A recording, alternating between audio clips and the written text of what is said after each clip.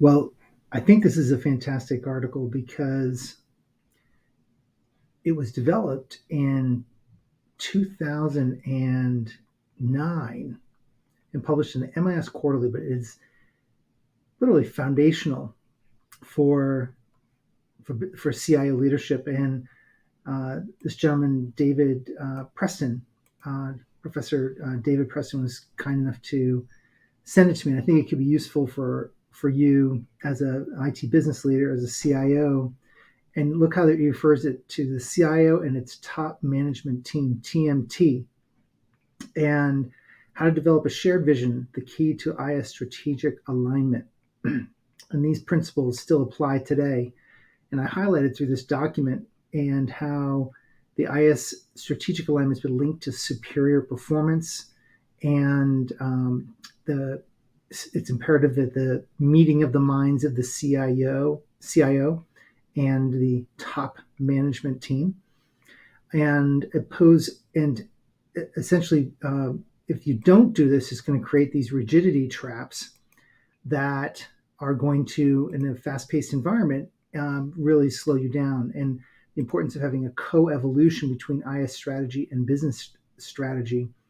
So I highlighted in this document, and I'll provide it to everybody, the 6 visioning mechanisms to develop a shared language between the CIO and the top management team, and the visioning tools here with the shared business language, education, the hierarchy, and really what that means here. And you can look and see where do you fall, and look at the different quotes here. We executives state that we are all business people, regardless of our functional group, who speak the business language first, and business executives complain their CIOs lack the ability to speak the language of business. And why is it IT vendors have learned to talk to the top management team in business terms, and IT executives need to follow suit? So as I highlighted here, this visioning network hierarchy, it showed that CIOs who report to CEO and the members of the TMT, the CIO and the TMT reach a congruent IT vision. However, we found that social networking between CIO and TMT does not directly contribute to the development of a shared vision, although it does contribute to relational capital or trust. And that trust is important because the CIO has stated here that they would prefer 10 minutes with the top management team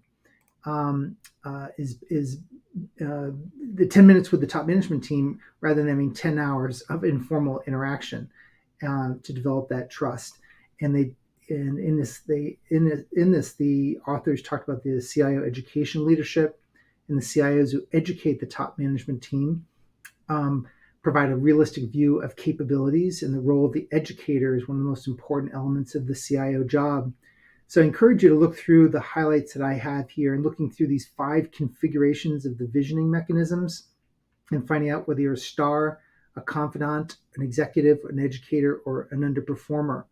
And how do you develop the CIO relational trustworthy capital?